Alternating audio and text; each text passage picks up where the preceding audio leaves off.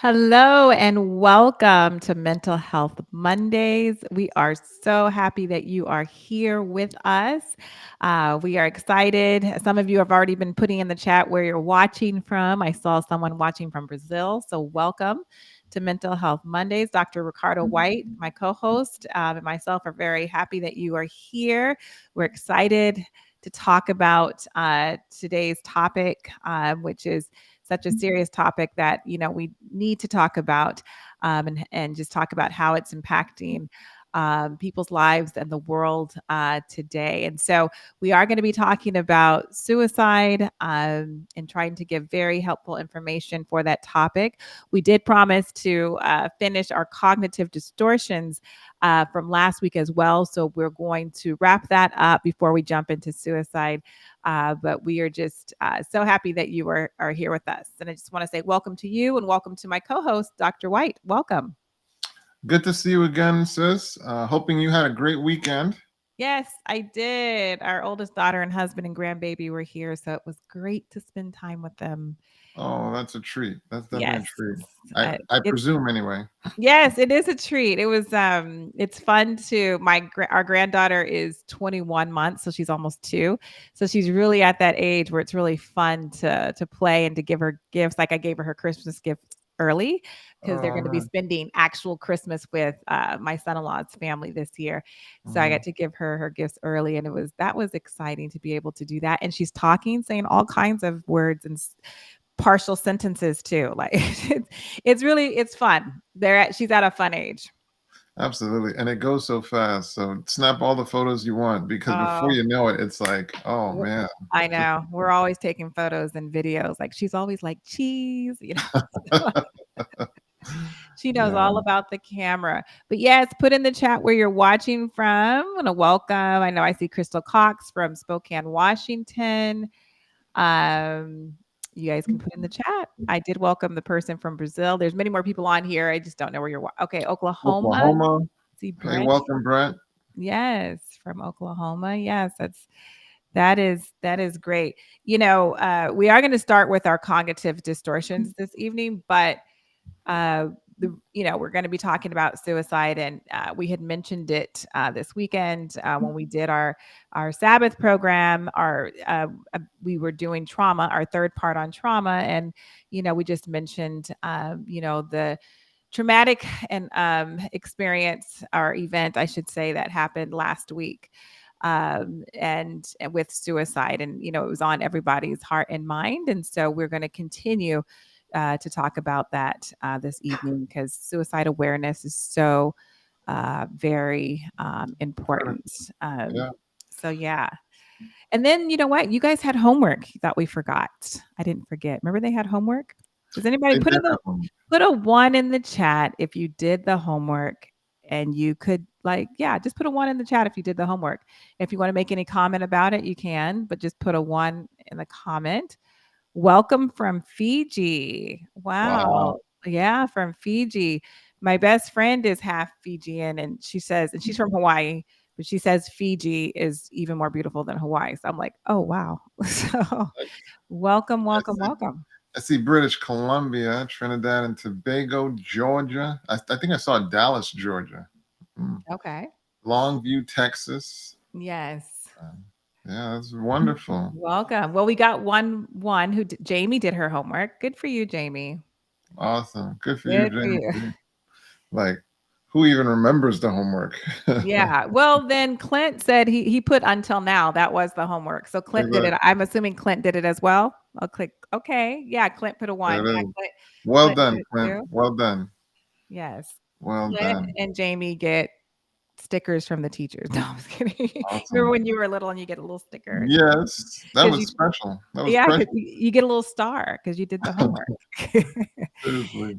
So you guys get a star. But in this Okay. situation, they get the benefit of a mental transformation as Right. they embrace language that stops limiting them. Mm-hmm. So, Mm-hmm. so yeah. Yes. So So go yes, ahead. we're going to jump right into our cognitive distortions that we didn't get to cover last week. And so, one of the ones that is common as well is, you will jump to the worst conclusions. You will jump to the worst conclusions, yeah, catastrophizing everything, jumping to the worst conclusions about a situation or um, about yourself. And so by doing that, like, because you have this negative cognitive distortion in your mind, it's always telling you like, oh, because this is happening to me, this is the worst thing that in the world, this is going to be horrible because it's me. And basically you're just bundling all those negative thoughts and emotions together, and so every situation has to be filtered through that negative cognitive distortion, and then the words and your behavior um, comes from that negative cognitive distortion. And so always, jumping to conclusions when things happen.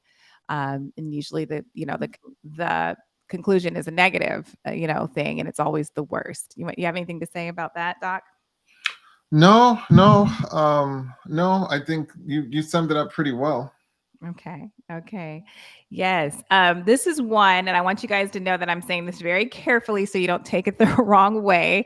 But should statements, meaning like you're Oh, shoulding all over yourself. I said shoulding all over yourself. I hope that comes.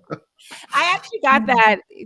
I actually got that from a pastor. He said that in a okay, sermon, but okay. meaning like you're always like, I should do this. I should be better at this. I should, you're just always I should do, there's all this I should stuff, um, not ever, accepting, your positive things. It's never good enough. It always has to be better, and so you always put a negative twist on even some of the positive things that are happening in your life. I made sure I said that very, very carefully. Yeah, yeah. Should have, could have, would have. It's Yeah. along the vein of that. Mm-hmm. Mm-hmm. Um, yeah. Yeah. So that's, another cognitive distortion that can be a filter, like things that are happening in our life have to filter through that negative cognitive distortion. Also labeling, I mean, calling yourself a loser, or other negative terms. Yeah. Yeah. Like, oh, I'm Well, such a loser. I'm stupid. All those things. Go ahead. yeah, that's such damaging language because you Mhm. can see labeling is relatively benign depending on how you use it. But if you're going to label yourself with such awful terms, Right. that really is the issue. Like the Right. kind of labels that you'll see people if they make a mistake and they just. But it's like the key is look what you're pronouncing over yourself. Mhm. If you really want to magnify the power of the word, remember, in the beginning was the word, and the Right. word was with God, and the word Mhm. was God. And it's a moment that really shines a spotlight on the power of what does a word become? A word is really a thought, you Mhm. know. And Mhm. so look at that thought where you're proclaiming that over yourself. Remember when Moses asked God, when he was preparing to be God's voice to the children of Israel, and he said, Right. "What should I say is your name? What should they Mm. call you?"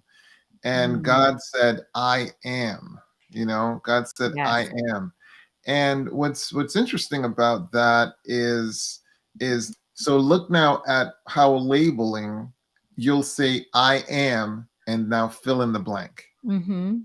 Like Mhm. look at what you're pronouncing over Right. yourself. Right. I am, and then oh my goodness, I can't even pronounce those things even in an example because it's just so like words are powerful. The first Words step of creating is words. words are very powerful. Words And are very so powerful. if I am going to utter a word, I'm going to proclaim something positive over my life Mhm. because remember, we were made to be like God.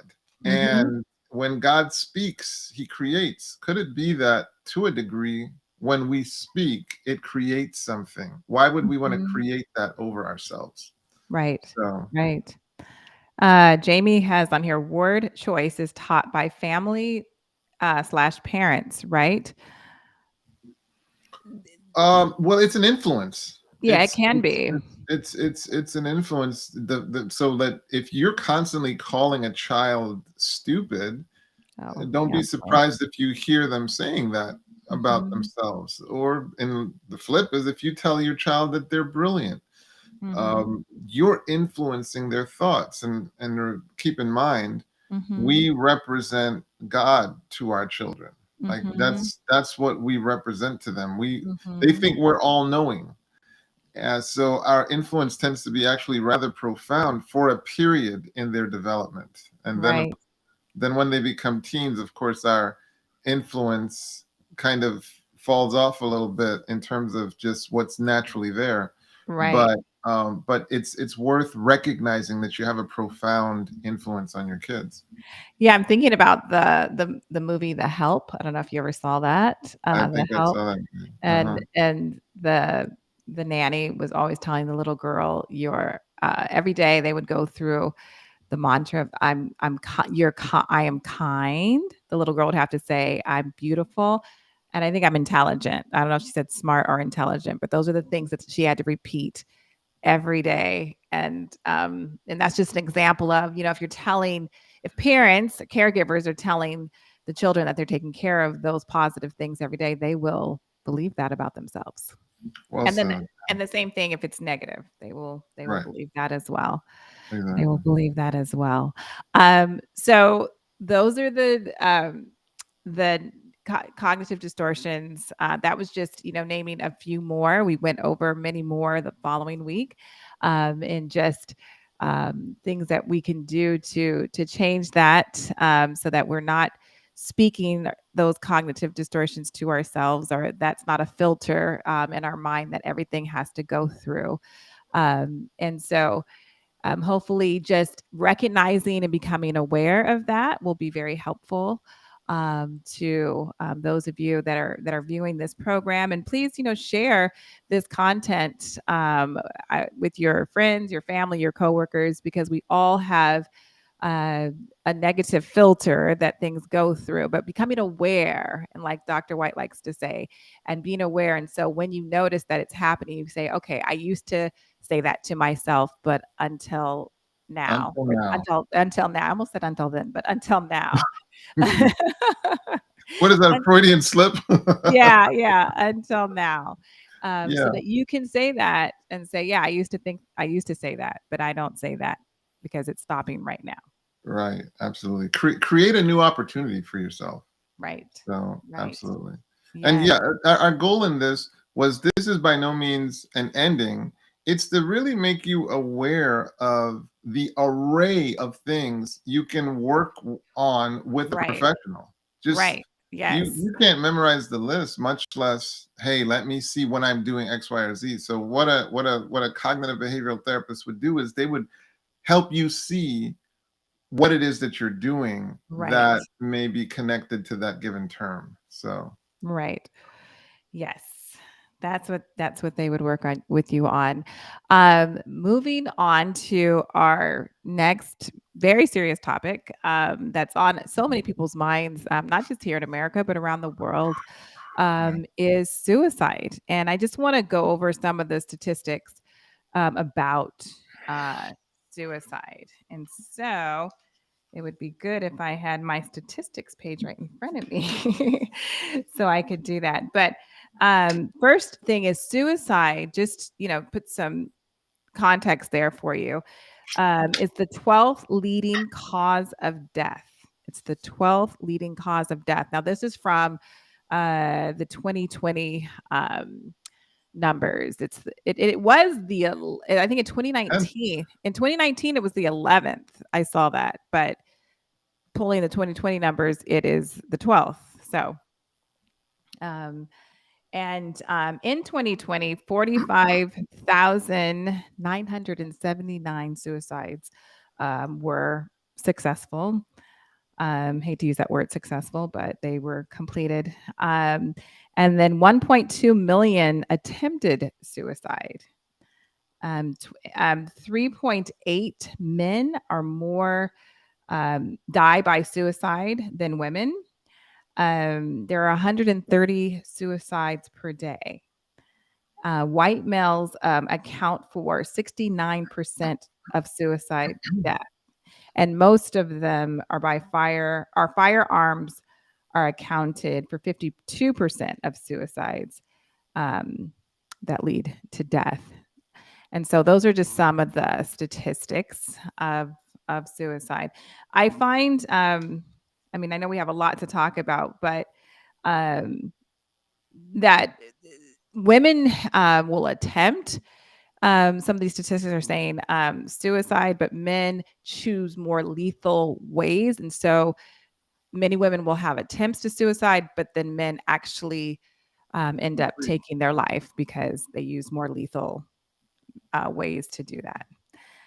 So those are just some of the statistics about suicide, just to see how serious it is. I mean, whether it's the 11th or 12th cause of death in America, that's still Pretty uh, alarming. it is. I'm just about to say it's still a number to be alarmed by.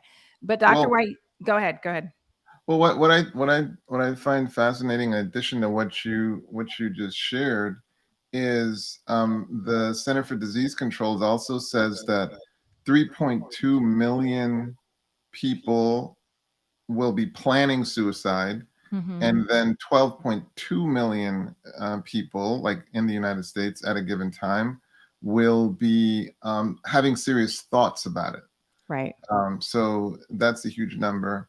Mm-hmm. Another number that is, interesting is that it's actually roughly around 19,000 homicides that'll take place annually.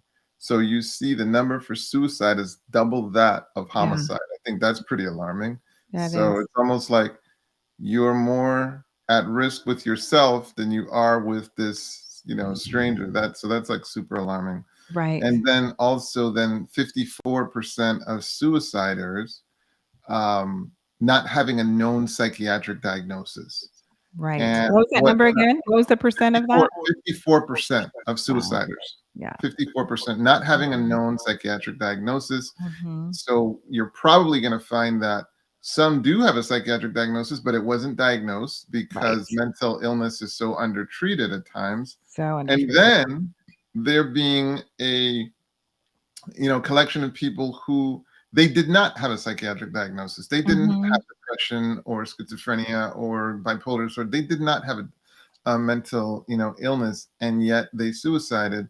To help you understand that a mental illness is not a prerequisite to Right. coming to the point of ending your life. It's not. Um, so it can be something instantaneous, where Mhm. a person can decide to, end their life. And so it's to alert us to the instantaneous nature that at times can accompany suicide, where it can sort of come out of the blue. Mhm. You remember in scripture where David had a advisor who, when his son Absalom um, conspired a coup, Mm. and David was in the process of fleeing. Remember that Mhm. advisor that Mhm. challenged the other advisor, because Right. the one advisor said, "Hey, no, go chase him aggressively, overtake him, and call it a day."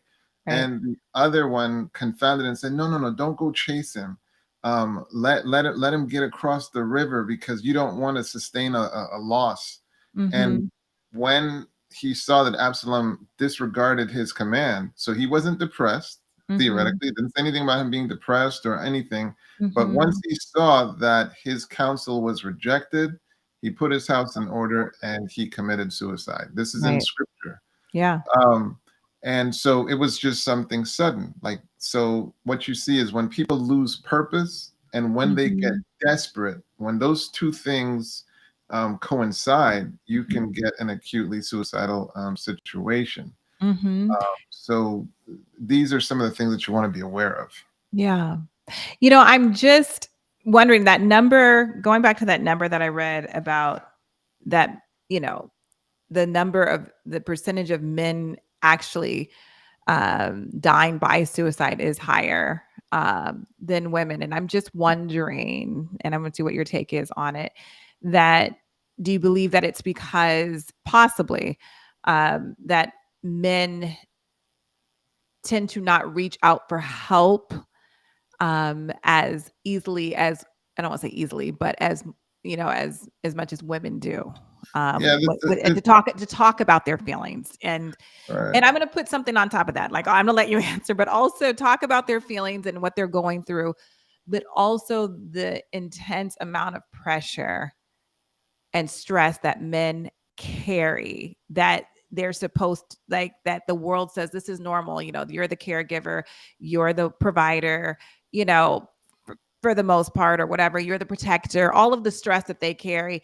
And on top of that, they don't share their emotions and talk about it with, if not a friend, if not their spouse, a mental health professional, or the stigma behind that. I know I put a lot in there, but go ahead with your take. Sure, sure. I mean, so some of this is conjecture because I can't just spit statistics and just Right. blah blah blah blah blah. But Yeah. so so just anecdotal and from my own personal experience, what I observe in the culture, I do notice that there's a difference in the response to stress, the way women respond, the way men respond. Right. I do notice that for some reason it appears safer for a woman to just cry. Mhm. If a woman is, you know, has something that she feels she needs to cry about, she can cry, and is not necessarily penalized for that. Whereas if a man were to break down and cry, it's often viewed as some sort of failure in his toughness, so to Or yeah, I speak. was gonna say it's looked at as weakness. It's looked at as weakness. Mhm. And as men, your currency, an important part of your currency, is being viewed as tough and Mhm. masculine and capable.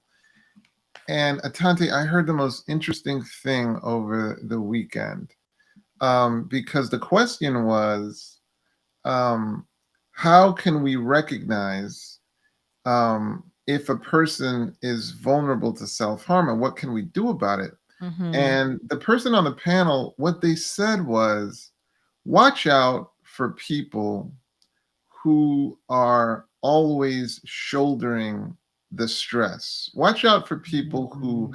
constantly have to be there for Mm. others. Yes. And they rarely get to be there for themselves. Watch out for those people, because the people who are constantly asking, how are you? How are you? How are you? And rarely get that question posed to them. She was Mm. like, watch out for that. And I feel like we're discussing this in the context of men first. Right, but Um, I'm thinking that's all moms, what you just exactly. described. Well, yeah, exactly, I exactly. I was mean, like, like, so that's why I was like, really? that's why I was like, It's we'll mom. discuss it first in the context of men, Yeah. where as a man, it can feel lonely. It can feel like you're supposed to be Mhm. tough. It can feel like you live under this credo of just suck it up and keep on Right. moving. And Mhm. further, it can feel like when you do verbalize your pain, when you do make yourself vulnerable, it Mhm. at times is weaponized against you, or the person that Right. was appealing for it, they don't have the emotional wherewithal to take Right. it all in, and or not turn around and use it against you going forward in the future, so that you conclude it's not safe, it's just not safe, but it causes physical emotional turmoil that at times that takes a toll on your well-being. And you Mhm. can see from what I just said, it can get you to that state where you can lose your purpose, but then you can also feel desperate because you have nowhere to go, basically. And I think what you just said is answering Michelle's question. So the question is, what tends to be the tipping point? Is this Well, what's interesting is the tipping point can be so varied, Mhm. and that's the other thing you want to realize. So often, if you have to deal with one issue, so be it. If you Yeah. have to deal with a child being sick, so be it. If you have to Mhm. deal with forgetting your card at home, so be it, and having to drive back. Mhm. The problem in life is when things compound. Okay, you're feeling a little sad because the weather is down. You got wet. You got into a fender bender. Your kid is also sick, so now you need to go get him. And you just had an argument with the spouse, and um, now somebody cuts you off or something like that. It's the compounding that really pushes us to the brink and gets us to that tipping point that Michelle just, alluded to. So now anything can be the tipping point Well, and you're feeling hopeless in that and moment. lead you to Mhm. feeling hopeless. The good news is that hopelessness is a deception, Mhm. and desperation is a deception. They're Mhm. they're they're situational deceptions, because the truth is, there is a reason to hold on to hope. There is a Mhm. reason to hold on to hope. And there is a reason to, hey, let things blow over. Mhm. Give it a time.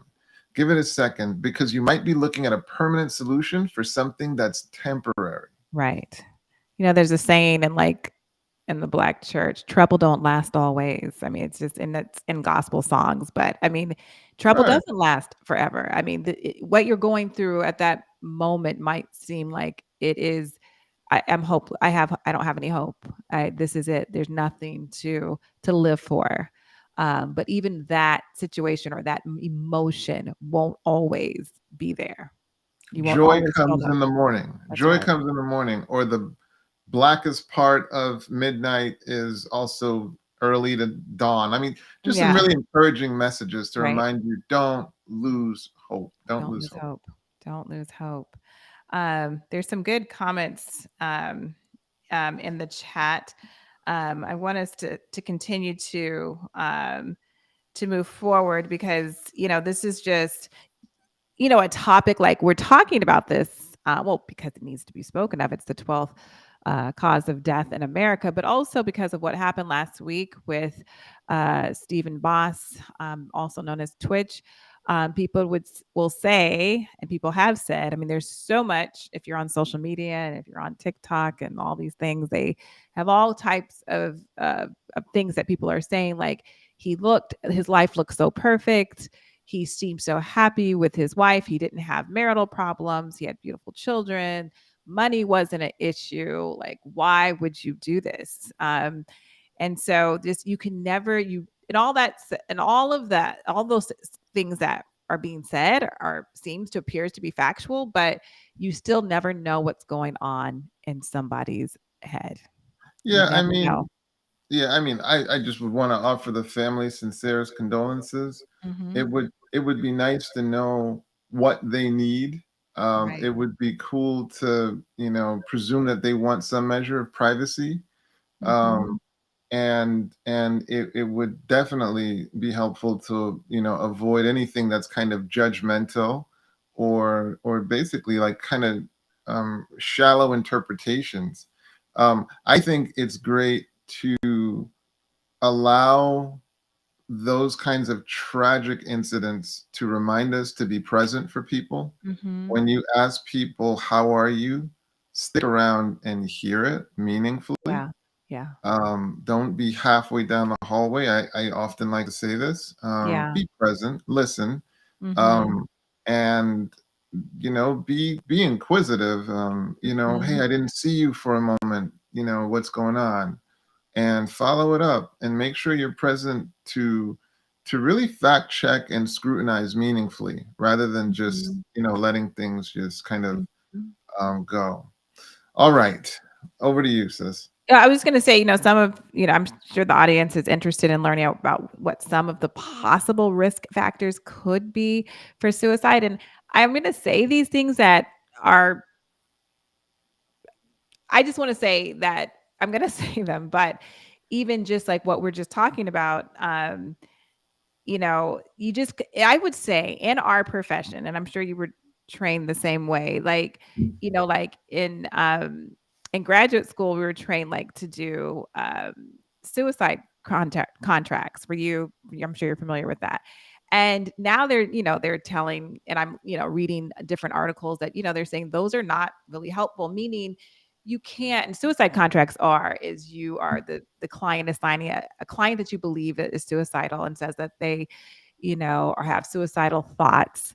Not This is not for a client that has a plan, but a client that has suicidal thoughts, to sign this suicide contract that says that they will not harm themselves between these visits, and that they will reach out to yourself or to a family member or a friend or call the hotline or whatever if these thoughts continue and those type of things. But there's no way to really enforce that. And so my point of saying that is that we you never really know when somebody's going to really pull the trigger for, and I don't mean the trigger like a gun, it doesn't have to be a gun, but to try to actually attempt to commit suicide. And so Well, even hearing I'll help these you. risk factors, Mhm. it's more complicated than that. But go ahead. Well, I'll help your statement out. You don't always know, Right. but sometimes a person tells you Well, and then yeah. runs off. Yes. Then you So do know, it and then can you it can vary. and But your that's point is this. helpful if they tell you, because then you know what to do. You Right, know what to but do. your point is you're shining a spotlight on how difficult it is to anticipate Yes. suicide. It is Yes, incredibly difficult. it is. And you also want to be aware at times that sometimes a person who's suicidal is so frustrated, they are just saying whatever to get rid of you. Yes. Especially Thank you. when yeah, especially when you're talking over them, you're not really listening. Right. They're just wanting you to stop nagging them. And to get off So their back and to leave them alone, and, they'll make you believe think, that. okay, Yeah, now I'm feeling better. When in yeah, fact, and I raise this so that people don't trust that, you know what, I can just rely on my own assessment. And now the person's doing better. Yes, a good thing I intervened. This is high stakes. And mhm, I mhm. will tell you that if a person is acutely suicidal, it's helpful to get professionals involved, Of course. because um, it's high stakes. It's life and death, and Yes, and life. and even as professionals, it's Atante is highlighting. Even as professionals, it can be missed. It can be missed, We missed. much less if you're not trained for it. Right, So right, just an right. FYI. It's Yes, they're saving their life is the most important thing, and maybe we should just highlight some of the things, like, if you have a loved one or a friend or someone that that says, "You know what? I have a plan, and I I wanna take my life," what they That's can. 911. That's Yeah, 911. 911, Yeah, yeah, because yeah, even if they don't want to go, yeah. That's 911. That's it's an staying with them. involuntary situation. Yeah, And you can't, and you can't worry about if they're gonna be mad at you because you're bringing other people into the situation. Like Dr. Whyte said that, saving their life is the most important thing. I mean, even out for us as mental health professionals, one of the reasons why we can break confidentiality is if we believe that this person is in danger of harming themselves and taking their life. So, um, if or you or are harming someone else. or harming someone else, yes, but yeah, that suicide is just one of the things, but or attempt of suicide. But and so as a friend or a family member, that's if someone is saying that, you don't want to keep that a secret. You don't want Yeah, to keep that a secret. So going back to the risk factors, yeah. some of the things that are listed as possible, but as you stated earlier, with the mental illness is one, but you were saying like 45 or 42% of 54%. 54, yes, Did 54%. not have a known psychiatric diagnosis, Right, meaning they may have had one, but it just wasn't diagnosed. right, And then some of them didn't have a psychiatric diagnosis. Go for it. right. Another risk factor could be a recent loss of a loved one, of So just um, to clarify that first thing that you're saying, okay. mental illness does increase the risk for suicide. So just be clear about Yeah, that. Yes, yes, yeah, yes, just be clear about that. but it's not always a risk Correct, factor. It's not always correct, there. correct. Um, yes, if someone has had previous suicide attempts, they are also That a risk. increased. Yes, definitely, it's a risk factor. I think we kind of went over this already, but females have more attempts, but males have more Completion. uh, completion because of the methods that they use. And then substance abuse is also listed as a risk factor as well. Interesting point with substance abuse. Hmm. This you really want to understand. There are people who were non-suicidal at the start of a drinking, episode. We're talking Hmm. about consuming alcohol here. Right. They were non-suicidal. And then in the midst of the drinking episode, become suicidal. And there are people who in that state have completed suicide. Hmm. Hmm. That's a dynamic you want to be aware of. Right. And that's I think that speaks for itself, like how dangerous it can be. Right. Right. Michelle's question says, "What other tell words or things might they say?" Talking about suicide or dying, putting their affairs in order. These are some I tell want you words. to have this. This was special to Yeah. me, but I want you Mhm. to have this. And obviously, these are not absolutes. No, they're Um, not. Change in behaviors that are not well explained. Mhm. Changes in behaviors, changes from norms. Pattern interruptions. Obviously, there can be pattern interruptions that are justified and that actually have a justifiable reason, but if at the end of the day it doesn't, I hope you Mhm. see it requires you to be attentive and curious and diligent, and not just have your suspicions just waved off, easily, but kind of really thoroughly vetting. Um, Mhm. but yeah, if you're looking for changes in patterns, and you're looking with the humility of recognizing that there are people, when they resolve to end their life, show no signs. Mhm. Yeah. You want to do it with that. You want to recognize that as well, that Mhm. there are people Mhm. who show no signs. Yes. Over to you. Yes. Well, there's a question there, and that's up there. Some Mary saying that she read a science journal that said Black men and boys are fastest growing segment of the population resorting to I suicide. I have come across some data like that, Mary. I have come across some data like that. Okay. Yeah. That's let's see if we have another question. What do you do if someone who had failed suicide says that they like are let's see that they are liking the benefits of trying to end their life because now they get things. Okay, Mhm. so what Diane is kind of alluding to is how at times, um, self-harm behavior can be used in a way to manipulate, is Mhm. I think what you're getting at. And so Mhm. sometimes maybe it can be viewed as attention seeking. So Diane, the big thing that we would want to warn is that a lay person not make that kind of a diagnosis that, oh, this person is just looking for attention. Right. That they get the person in the context of professional treatment to see if it's the feeling of professional treatment and mental health experts, if they're saying, hey, this behavior has a manipulative component, and this is what we recommend, therefore.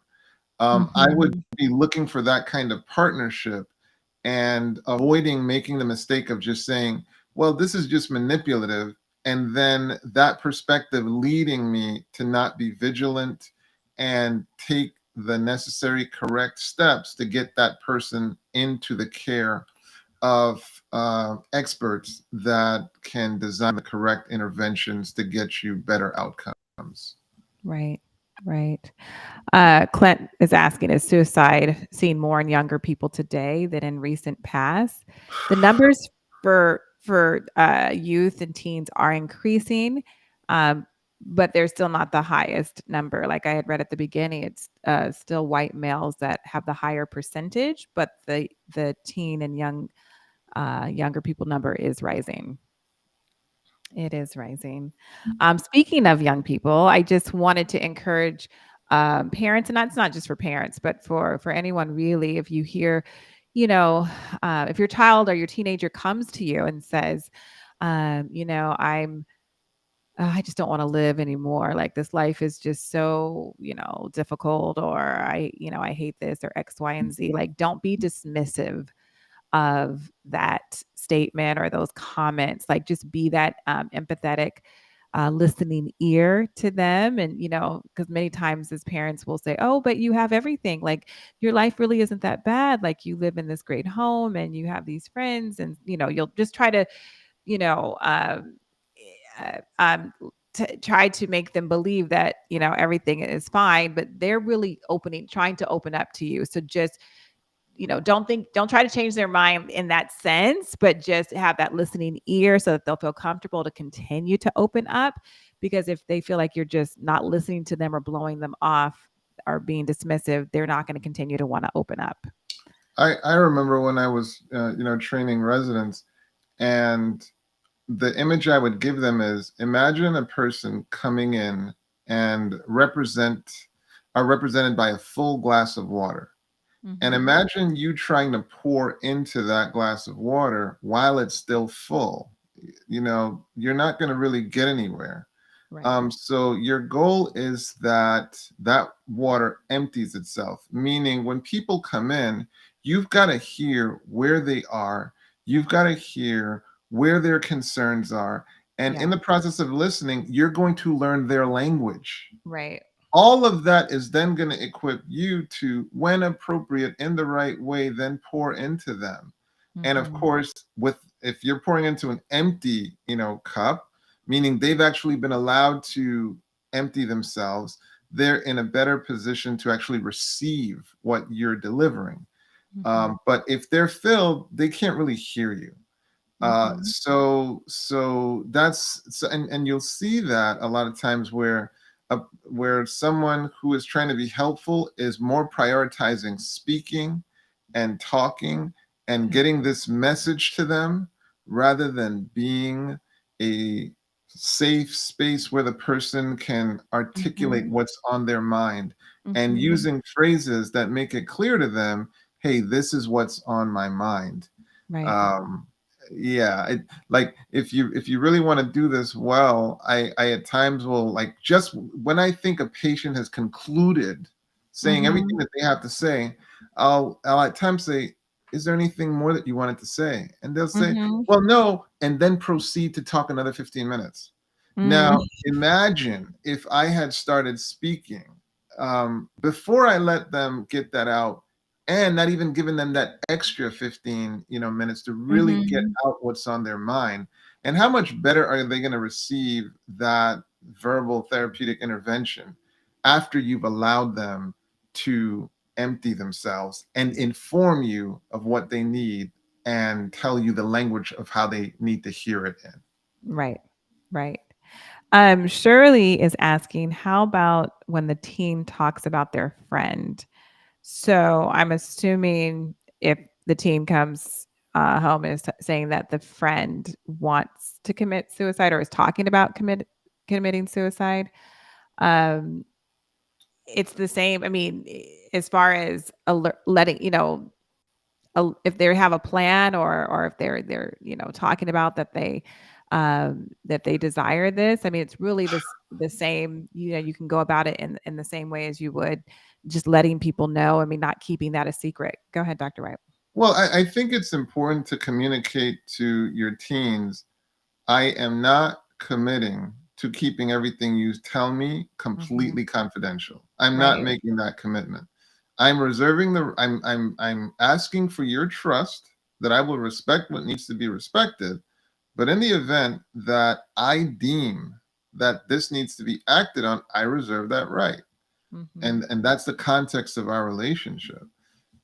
So that that teen does not have their trust betrayed. um, and yeah, you really and truly do respect confidentiality, so that that teen understands, yeah, no, my mom, my dad, they respect my confidentiality. But then at Hmm. the same time, that trust can be leveraged into, and I also need you to trust that if I in my discernment determine that this needs to be acted on, it needs to be acted on, and you Right. trust me. And I didn't Right. promise you, no, I'll keep it secret, and then I have to violate that trust. Right. Right. Someone's asking, is suicide high among the elderly? I don't know the percentage, but it is on the risk factor list of a potential. Well, Um, just take a look at the dynamics the elderly can be facing. right. Elderly have to deal with a lot of their friends at times dying. The Yes. elderly have to deal, and which can, of course can compound. So then that Yes. can leave you feeling isolated. Hmm. Then at times you can start to wonder, well, I used to have this career. Well, I don't have it now. So now you're Hmm. dealing with purpose. Right. Sometimes they may have to deal with an illness where they're dealing with Hmm. chronic pain, where they might not be sleeping well, and where they don't have some of the coping skills that are available. So you can, just as you understand those dynamics, you can start to see why a person might be at risk, Right. and then how you can counter that, how you can Hmm. be present, Hmm. be a friend, be a source for them to talk to, Hmm. make sure they're included in the family and they're made to still feel that they have a purpose. So there are things that you can do to counter that. But is suicide high among elderly? It is. It is. Hmm. Hmm. Yeah. It's significant. Like I won't use the loaded term high, but I will say it is significant. It is a It significant is. concern. It is a Yes. significant And concern. it is considered a risk. And so we just, it's just important to really check in with our elderly loved ones, and just, just keep, I know my mom's 75 years old, right? And we live across the country from her. And 75, I'm not going to say that that's old, but it's, she lives by herself. And so I'm always checking in on her and talking to her. We talk probably 3, 4 times a day just because Oh, she's that's by funny. herself.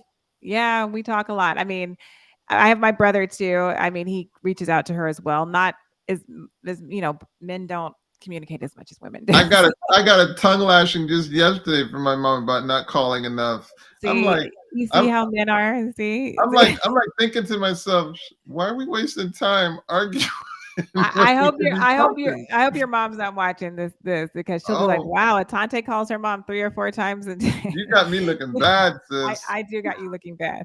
Well, because my mom lives by herself again, and I just always want to check in on her, or always just make sure, just engaging her all the time, just to make sure if there are health elements that she's doing, okay, and Sis, just I'm gonna all step those. my game up, man. Yeah, I'm gonna you're gonna you have got to. keep me in prayer, man. I got to step my game up. I Whoa. am, and we all have and the thing is, it's just like, Dr. White and myself, we all have busy lives, but it just takes, and we don't talk long, but there'll be like 10-minute little chats, just 10, or if that. Sometimes they might be 5 minutes, little chats, but just little check-ins. So So yeah, I just but that goes back to the men thing too. It's like mhm. I don't think men communicate as regularly with one another the way women communicate They with one don't. another. They And don't. so there's that isolation, and I think in that isolation it can make you vulnerable, but that's just conjecture. But Right. it's the same thing with my wife and her mom. They communicate, regularly, and she'll be like, hey, you call your mom, you call your mom. I feel so ashamed. Like, I gotta, Mhm. let me step my game up. Yes.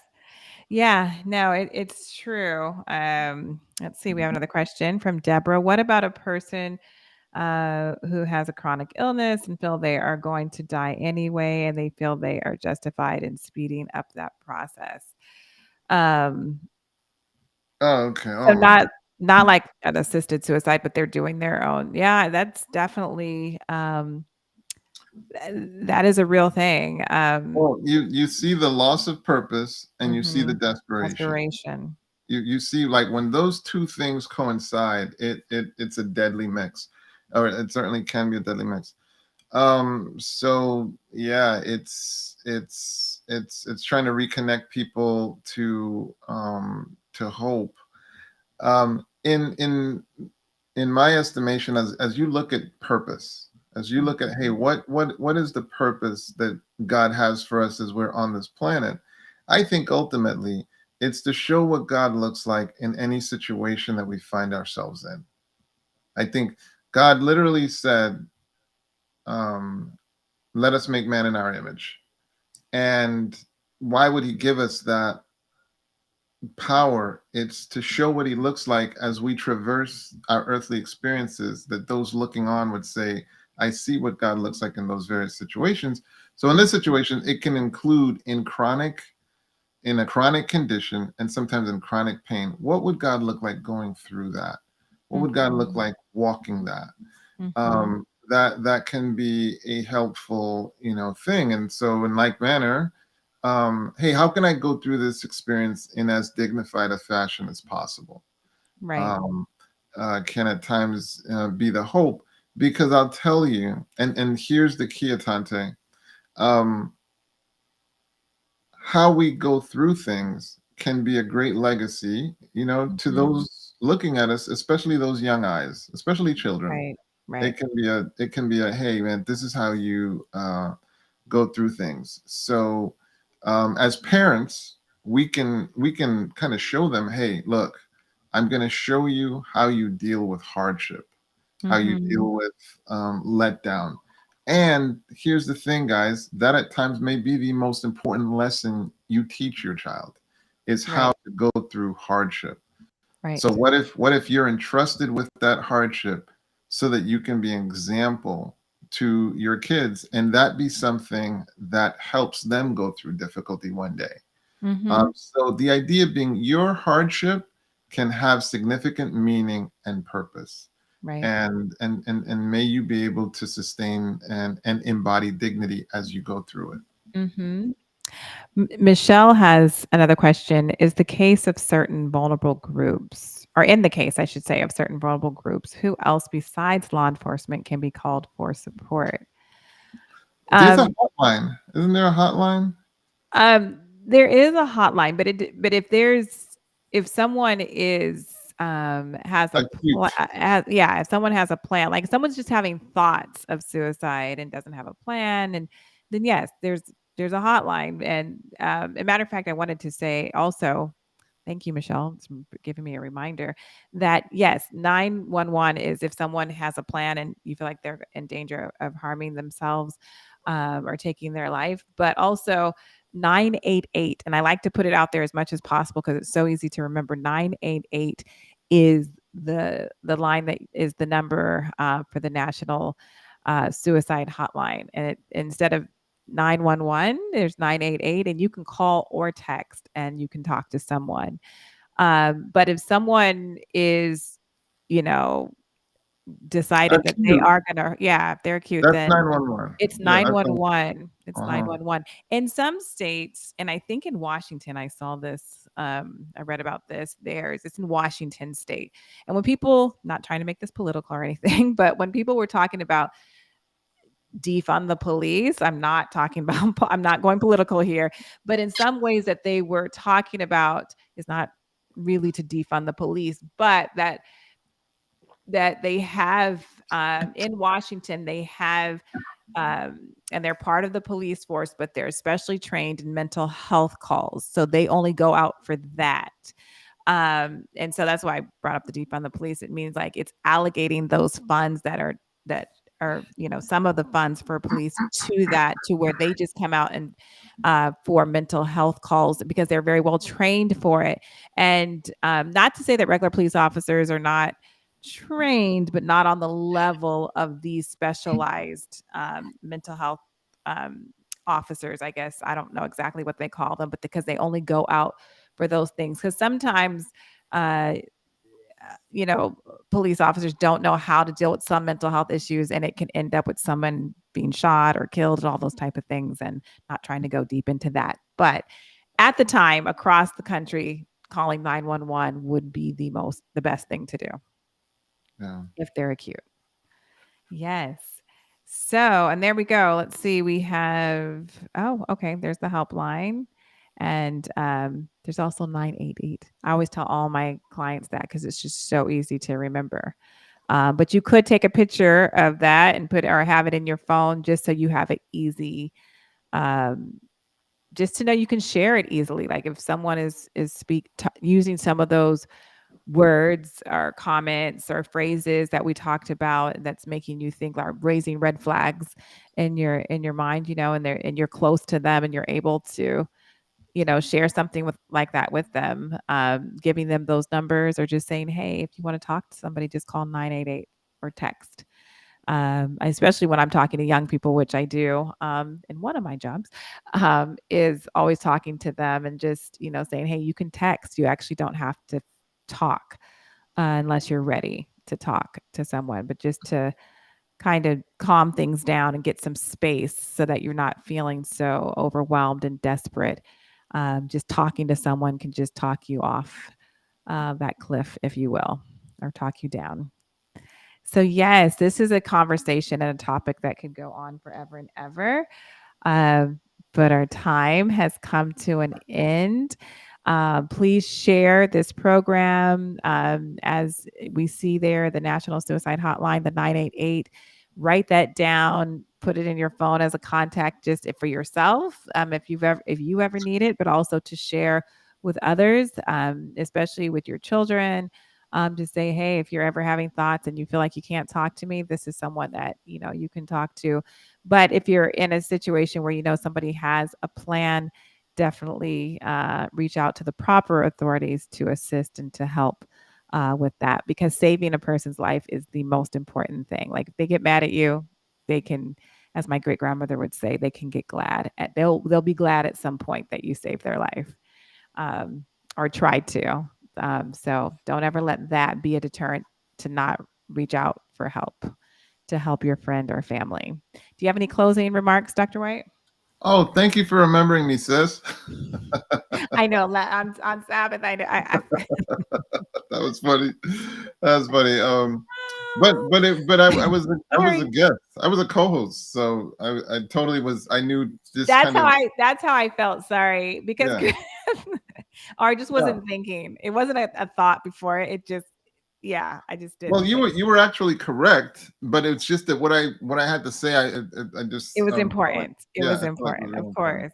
Of course. I think that it's really important to sharpen up our listening skills. Yes. It's really important to sharpen up our being present. This face constantly buried in the cell phone, or not recognizing that we're not connecting. It's critical for us to be aware of when we actually need some mobile free zones, when we need some Mhm. eyeball to eyeball. My Yes. daughter's like attached to her phone, and she'll be like, you'll be talking to me like, hey, let me look up the statistics, and be like, no, no, no, no. Just tell me what you think it is. I don't want to break our connection. Let's not whip out, we don't need to do that. Let's just talk, Yeah. because but I'm not gonna lie, because when she looks up the statistics, oh, that was helpful. But at the same time, it's so easy for us to not maintain that human connection. And Mhm. our face is constantly buried in our phones, and we don't want to do that. So be present. We're about to spend some time together this holiday season. If you're the decision maker, try to get those periods where you really get to connect, where you can move away from the distracting technology. There are people who have baskets where they collect the phones, and all right, now let's all be present. I know that sounds Mhm. dangerous. There are people getting anxious even as I said that. I know it. I know it. I know it. You just do the best you can, baby steps. But Mhm. the idea is, remember, you're creating memories. Yes. And those are the memories that sustain you during periods of loss. Yes. When you're able to fall back and say, you know what, at the end of the day, I made the most of that relationship. I Mhm. minimized wasted time. That is Mhm. very nurturing. And the flip is very painful when you're like, there was so much time I wasted. We allowed little petty things to keep us from communicating, and look at that time we lost. That magnifies the pain. But even if that is the situation, what you can do is you can say, you know what, even if I made that mistake, I'm not going to make that mistake with the ongoing people in my surroundings. I'm going to Right. learn from that, and I'm going to correct it going forward. That's That's my right. statement, sis. Thank you for that. And warmest seasons greetings to you and your family. Yes, to you too. I've just put up I liked what Clint said. He said, "I haven't always been the best listener, but, until now." So he Ah, I love it. So that's why I put it up there. So yes, that's what you props, say, Clint. until Props. now. Yeah, Well done, Clint. that's great. Just want our viewing audience to know that we will be taking a break from Mental Health Mondays, just 2 weeks, during the, during the holidays. So we'll return January 9th. I believe it's January But 9th. don't forget to watch the replays. Okay, Please they're watch the available. replays. There's yes. Absolutely. So you Yeah. can at Living Manna Church on YouTube on our YouTube channel, you can watch all the Mental Health Mondays that we've been doing for months now. So definitely go back and watch that, and hope you guys have a very blessed time spending time in the holidays with your friends and family. All All the right. best. Take Okay. care. God bless you. Okay. Bye bye.